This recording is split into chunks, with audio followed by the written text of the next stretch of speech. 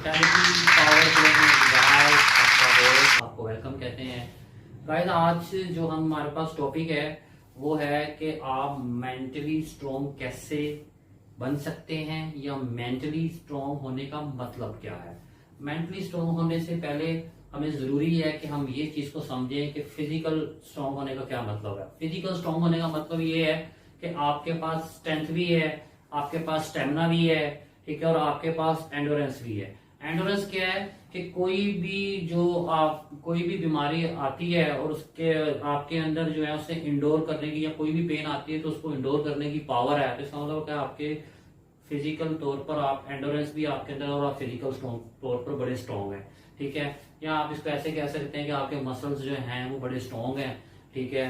और बाद लोग ऐसे होते हैं कि जो थोड़ा सा भी काम करते हैं तो थक जाते हैं, यानी कि वो फिजिकल स्ट्रॉन्ग नहीं होते, ठीक है। और बाद लोग ऐसे होते हैं तो बड़ी एफर्ट लगानी पड़ती है, ठीक है, बड़ी एफर्ट लगानी पड़ती है और फिर जाके जो है वो कोई लगेज वगैरह को कैरी करते हैं तो वो भी फिजिकल स्ट्रॉन्ग नहीं होते। फिजिकल स्ट्रॉन्ग होने का मतलब ये है कि आपने बहुत कम एफर्ट लगाई और एक भारी से भारी लगेज को भी उठा लिया, यानी कि आपके मसल बहुत स्ट्रॉन्ग है। इसी को अगर हम मेंटली के साथ अगर थोड़ा सा देखते हैं, उसके मिला के, तो मेंटली स्ट्रॉन्ग होने का मतलब क्या है वो मैं आपको समझाता हूँ। एक सबसे पहली बात यह है कि हमारी हॉस्पिटैलिटी इंडस्ट्री के अंदर जो है वो मेंटली स्ट्रॉन्ग होना इंसान के लिए बड़ा जरूरी है, ठीक है। मेंटली स्ट्रॉन्ग इंसान किस तरीके से होता है, जब वो अपनी जॉब के साथ थोड़ा सा फन करता है, थोड़ा सा टाइम अपने लिए निकालता है, ठीक है, और अपने जाके जो थिंकिंग मसल हैं उनको थोड़ा रेस्ट देता है, ठीक है, उनको थोड़ा रिलैक्स देता है, तो उनके जो थिंकिंग मसल हैं वो अच्छी तरह काम करते हैं, ठीक है। मैं आपको अपनी एग्जांपल दूं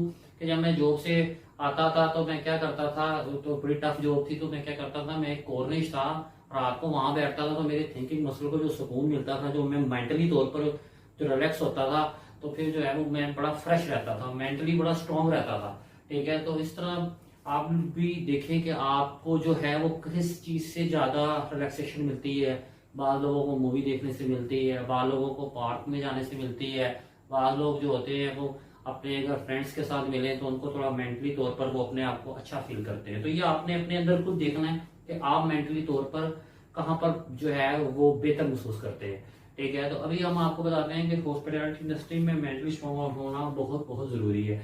अच्छा, मेंटली जो स्ट्रॉन्ग होता है वो किस तरीके से होता है कि बाज का तो आपके पास बड़ी छोटी से छोटी प्रॉब्लम आती है बाज लोगों के पास, तो वो क्या करते हैं, उसको इतनी बड़ी प्रॉब्लम बना लेते हैं और ठीक है, और उसका वो सोल्यूशन जो है वो निकाल ही नहीं पाते और आप वो गिव अप कर देते हैं, ठीक है। और बाद लोग होते हैं कि उनके पास जो है वो बहुत ही मुश्किल से मुश्किल प्रॉब्लम्स आती हैं, लेकिन उनको वो जो है वो सोल्यूशन करने के लिए उनको बड़ी एफर्ट लगानी पड़ती है। ऐसे कैटेगरी के लोग भी होते हैं, ऐसे कैटेगरी के लोग जो होते हैं उनके जो मेंटली मसल होते हैं वो पहली कैटेगरी से तो बेहतर होते हैं, लेकिन फिर भी वो स्ट्रॉन्ग नहीं होते। और थर्ड कैटेगरी में वो लोग आते हैं जिनके पास बड़ी से बड़ी प्रॉब्लम भी आ जाती हैं, लेकिन उस प्रॉब्लम को मेंटली तौर पर फेस करने के लिए वो रेडी होते हैं और उसका जो रिएक्शन होता है वो राइट डायरेक्शन में होता है और सोल्यूशन ओरिएंटेड होता है। तो ऐसे लोगों के जो फिजिकल थिंकिंग मसल है वो बड़े स्ट्रांग होते हैं, ठीक है। इसी तरीके से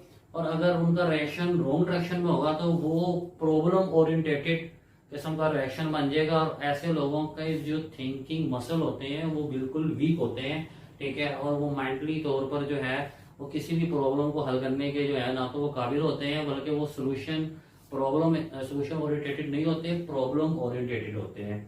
इसी की एग्जांपल ऐसे ले लेते हैं कि आम रेस्टोरेंट्स के अंदर कई दफा आरजीएम्स की और स्टाफ की आपस में बन नहीं रही होती, ठीक है। तो कुछ कहते हैं ये जो है इनकी जो अंडरस्टैंडिंग नहीं है, यानी कि इसका कहने का मतलब है कि अंडरस्टैंडिंग का मतलब है कि ये प्रॉब्लम ओरिएंटेटेड है, ठीक है, मामला। तो इसको हल करने के लिए कई दफा एरिया मैनेजर आ रहा होता है, यार आपका और आपका आपस में रिलेशन अच्छा क्यों नहीं है। तो रिलेशन अच्छा होने के लिए जरूरी है कि हर आपको अपने अंदर देखना पड़ता है कि यार आपको प्रॉब्लम की रूट में जाना पड़ता है और वहां पर जाकर देखना पड़ता है कि यार ये प्रॉब्लम असल में हुई किस वजह से है। अगर ये प्रॉब्लम इस वजह से हुई है तो यार मैं इस तरीके से बोलता हूँ, जरा हार्श बोलता हूँ, चलो यार मैं आप ऐसा नहीं बोलूंगा, तो आपकी प्रॉब्लम जो है वो परमानेंट तौर पर खत्म हो जाएगी। और इस तरह से आपको खुद एनालाइज करना पड़ता है प्रॉब्लम्स को और आपका जो रिएक्शन है वो राइट होना चाहिए, यानी कि सोल्यूशन ओरिएंटेटेड होना चाहिए, ताकि वो प्रॉब्लम ना आए। और बात का ऐसा होता है कि आप लोग खुद फील कर लेते हैं कि यार अच्छा है, अब मैं अगर इस तरीके से कर लूंगा तो प्रॉब्लम ही नहीं आएगी, चलो यार मैं फिर जो है ये काम इस तरीके से कर लेता हूँ, तो फिर भी उस सोल्यूशन का, उस प्रॉब्लम का सोल्यूशन निकल आता है। तो आप अपने आप को मेंटली स्ट्रॉन्ग करने के लिए जरूरी है कि आपके जो थिंकिंग मसल है ना वो बिल्कुल स्ट्रॉन्ग हो। और थिंकिंग मसल आपके तभी स्ट्रॉन्ग हो सकते हैं जब आप जॉब के साथ थोड़ा सा रिलैक्स करें, थोड़ा सा मजा करें, ठीक है, थोड़ा सा फन करें, एक ही चीज को अपने माइंड के ऊपर हैवी ना होने दें, ठीक है। और जो है, जो भी प्रॉब्लम आती है उसकी बिल्कुल रूट में जाएं और देखें कि असल में जो भी प्रॉब्लम आई है उसका मसला क्या है, ठीक है, और उसको वहां पर जाकर ठीक करें, ठीक है। इंस्टेड ऑफ के ये आप कहेंगे यार ये वो बहुत बड़ी प्रॉब्लम है, ये तो हल हो नहीं सकती, ठीक है। अपने आप को मेंटली स्ट्रॉन्ग रखने के लिए आपको जरूरी है कि एक अच्छी सी मेंटली एक्सरसाइज करें, बाहर जाएं, अच्छी सी आबो हवा में जाएं, घूमें, ठीक है, और जॉब को और अपनी लाइफ को थोड़ा सा बैलेंस करके चलें। Thank you very much. Next इंशाल्लाह फिर हम एक नई एपिसोड के साथ आएंगे और आके आपको फिर कोई नई चीज बताएंगे। Thank you.